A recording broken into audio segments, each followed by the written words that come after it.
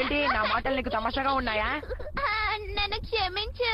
ఇప్పుడు నువ్వు చెప్పిన కథలన్నీ పౌరాణిక కథలు, సామాజిక కథలు కూడాను. అంటే అందులో రాసినవన్నీ అబద్ధాలా డోరేమోన్? అంటే నేనలా అండోలేదు. సరే, అక్కడ ఆకాశలోకం లేదని నీకు చూపిస్తాను. సరే, ఇప్పుడు మేఘాల కదలికలను చూద్దాం. దక్షిణ సముద్ర మీటియరోలాజికల్ శాటిలైట్ గుర్తించిన మేఘాలు ఇవి.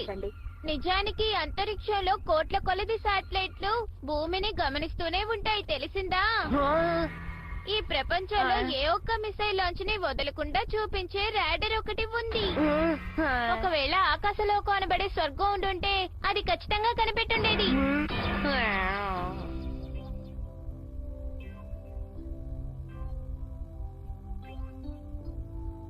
కలల్లేని ప్రపంచాన్ని తలుచుకుంటేనే చాలా బోర్గా ఉంది.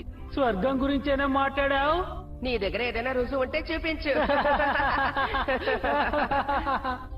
నోబితా, ఎక్కువగా కలలు కనుకో, సరేనా? అసలు స్వర్గం అనేదే లేదు. నిజంగానే నువ్వు బయటికి వెళ్తున్నావా? అవును, నిజంగానే వెళ్తున్నాను. వెళ్ళొస్తాను డోరేమోన్. ఆకాశలోకం నుంచి మిమ్మల్ని అందరినీ చూస్తూ ఉంటాను. బాయ్. ఇలా చెప్తే గాని తను బాధ తట్టుకోలేక నా వెనకే వచ్చేస్తాడు. రాలేదేంటి?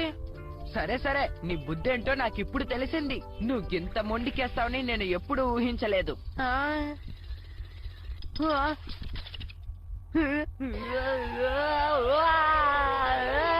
వామ్మో, నేను ఇప్పుడు ఇంకేం లోకానికి వెళ్ళబోతున్నాను ఏంటో.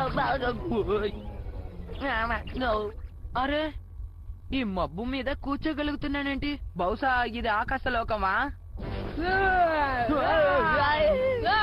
రాక్షసి రాక్షసి రాక్షసి!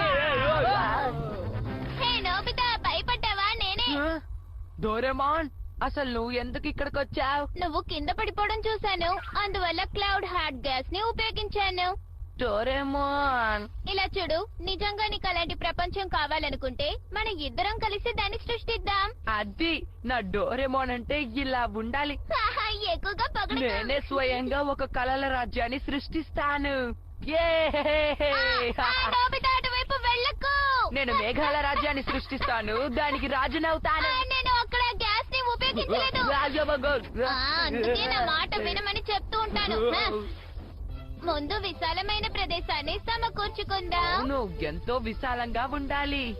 కానీ వింతేమిటంటే మేఘం అనేది నీటి చుక్కల సమూహం. హే డోరేమోన్, విషయం ఏంటో చెప్పు. మేఘం దృఢంగా ఉంటే అది మంచుగా మారి కురుస్తుంది, అవును కదా? మంచి ప్రశ్న అడిగావు, తెలివైన వాడివి.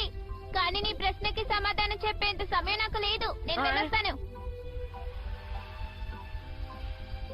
ఇంకొన్ని మేఘాల్ని సేకరిస్తాను. నేను వీటిని మరింతగా దృఢపరుస్తాను.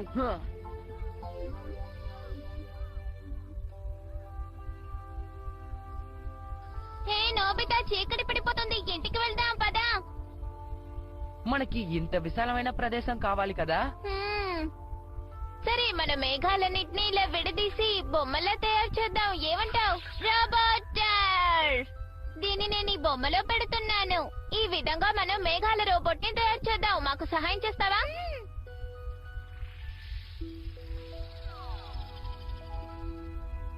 నోబితా, ఏంటి ఇంత ఆలస్యమైంది? ఎక్కడికి వెళ్ళావు? మంచి ప్రశ్నే అడిగారమ్మా, కానీ మీకు వివరించేంత సమయం నాకు లేదు. ఏంటి? చెప్పి వెళ్ళు. ఓ